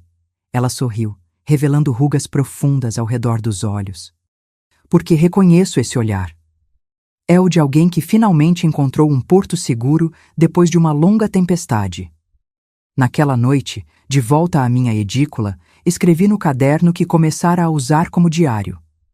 Hoje, pela primeira vez em décadas, participei de um culto sem medo. Cantei em voz alta. Li a Bíblia com meus próprios olhos. Interpretei com meu próprio coração.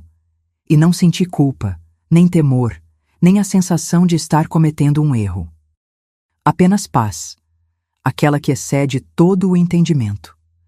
Foi quando percebi que minha jornada de libertação não estava acabando, estava apenas começando. As cicatrizes de quase 3 décadas de silenciamento espiritual não desapareceriam da noite para o dia.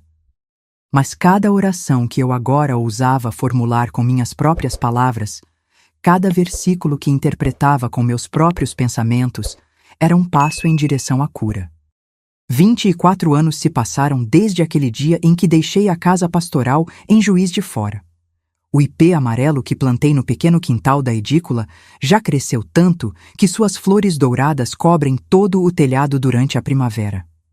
Assim como essa árvore, minha fé também criou raízes profundas e floresceu de maneiras que jamais imaginei possíveis. Aos 72 anos, sentada na cadeira de balanço que ganhei dos meus netos no último Natal, folheio minha Bíblia, não mais aquela nova que comprei ao chegar em Belo Horizonte, mas outra, presenteada pelo grupo de estudos bíblicos de mulheres que frequento há 15 anos. Suas páginas estão preenchidas com anotações coloridas, marcadores de todas as cores, observações nas margens. Um registro visual da minha jornada espiritual independente. Vovó, como a senhora consegue entender tantas coisas difíceis na Bíblia? Perguntou-me Larissa, minha neta de 13 anos, outro dia. Ela estava fazendo um trabalho sobre Esther para a escola dominical. Sorri, passando os dedos pelas páginas desgastadas pelo uso. Não foi sempre assim, querida. Houve um tempo em que eu acreditava que não tinha capacidade para entender as Escrituras por conta própria.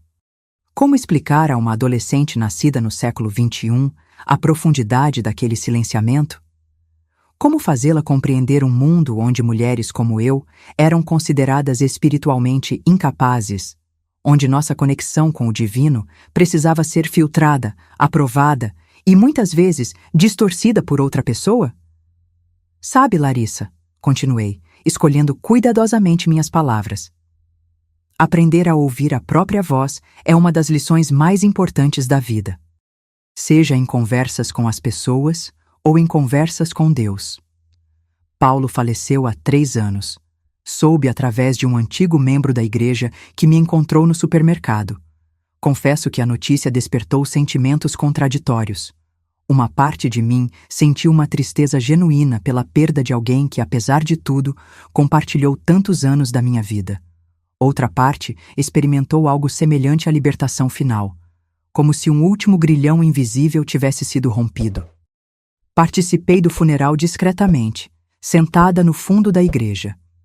Muitos não me reconheceram, a esposa rebelde que abandonara seu posto ao lado do pastor tantos anos atrás.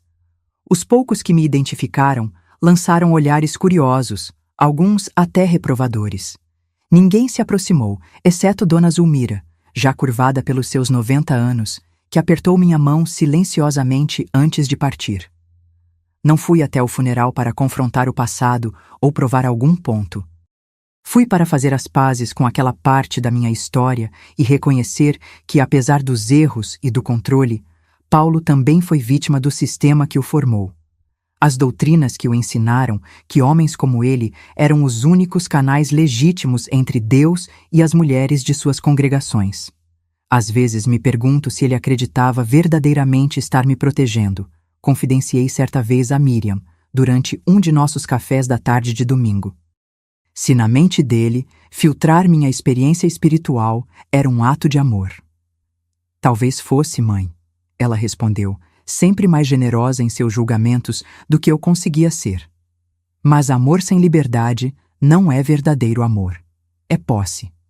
Essa frase ficou comigo como um lembrete constante da diferença entre proteção genuína e controle disfarçado de cuidado. O grupo de estudos bíblicos que ajudei a formar na Igreja Metodista tornou-se meu santuário. Somos 12 mulheres, a mais jovem com 45 anos, a mais velha beirando os 90. Todas trazem cicatrizes diferentes, algumas visíveis, outras ocultas sob sorrisos educados e cabelos bem penteados.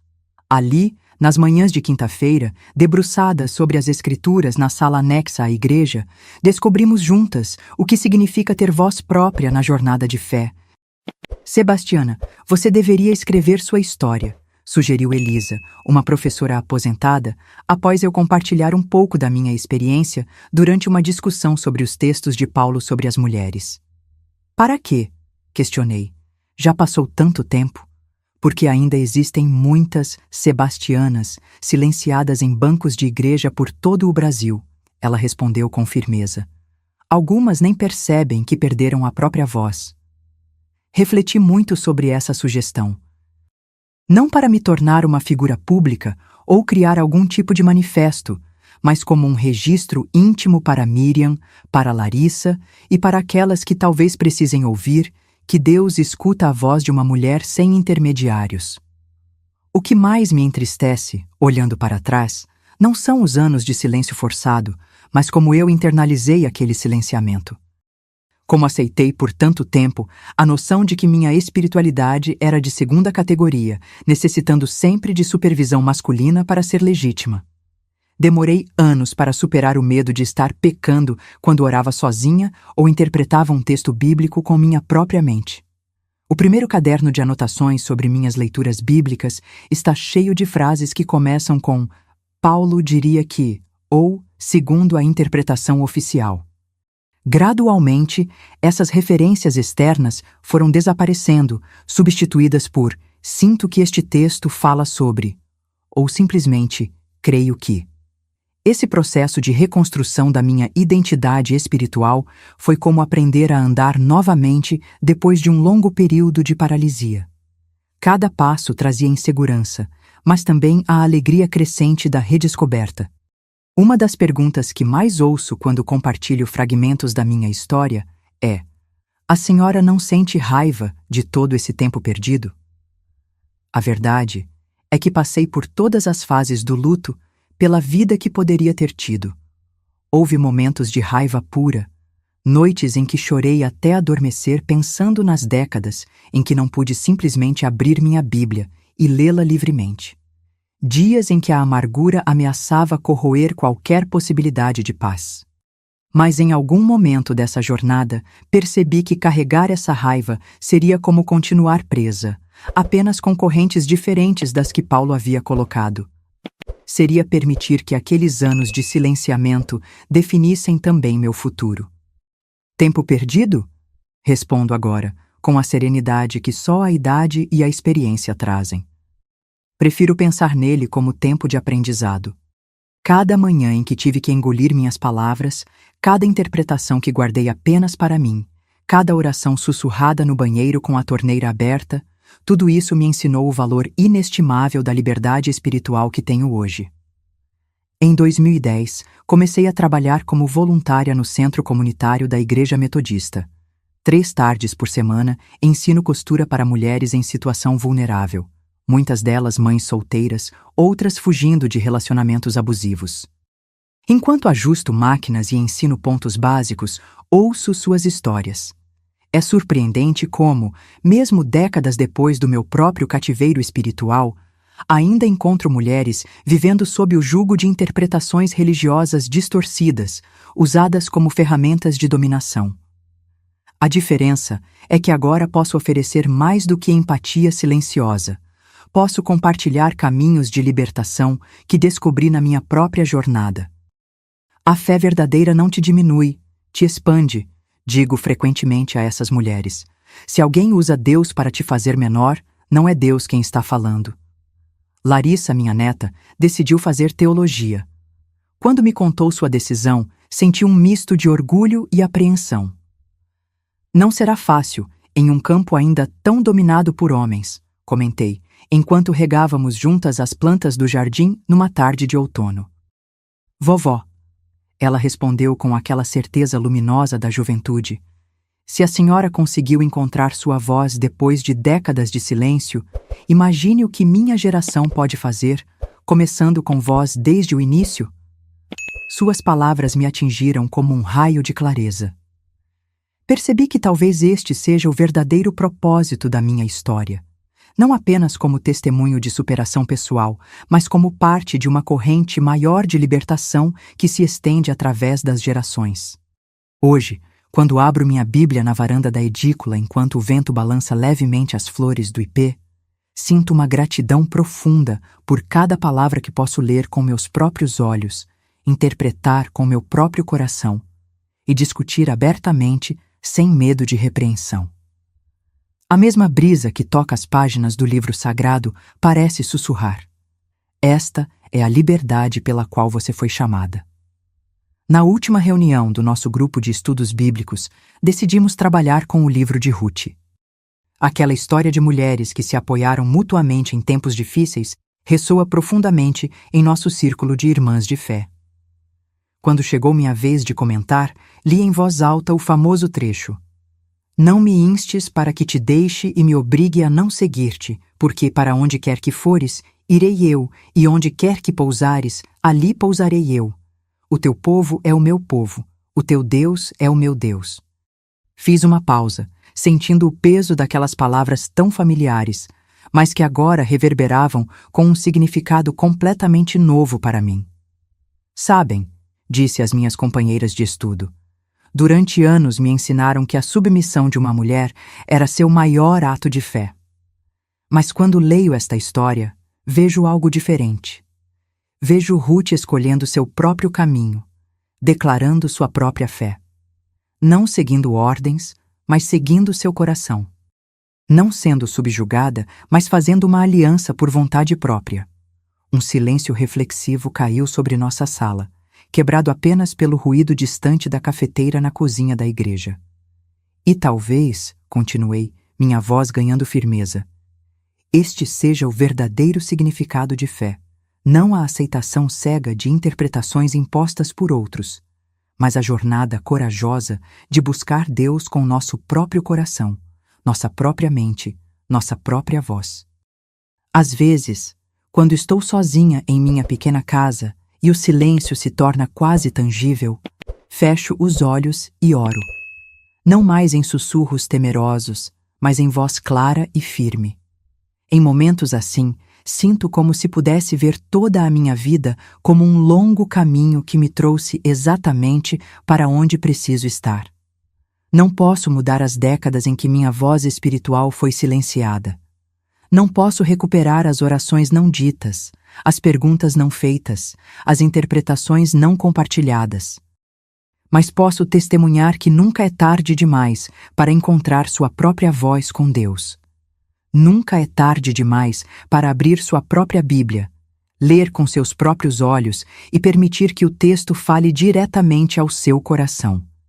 Se você está me ouvindo agora e sente que sua conexão com o divino está sendo filtrada, controlada ou limitada por outra pessoa, saiba que há um caminho para a liberdade. Pode ser assustador, pode ser solitário às vezes, mas do outro lado está uma fé que é verdadeiramente sua. E essa, acredite na palavra de uma senhora de 72 anos que demorou metade da vida para descobrir, é a experiência mais libertadora que existe. Falar com Deus com sua própria voz e ouvir no silêncio do seu coração que Ele sempre esteve ali, esperando pacientemente que você se encontrasse com Ele, sem intermediários. Gostou do vídeo? Então, aproveite. No primeiro comentário fixado, você encontra um e-book gratuito cheio de receitas de chás das nossas avós, para você cuidar da saúde e trazer boas memórias de aconchego. Clique e garanta já o seu.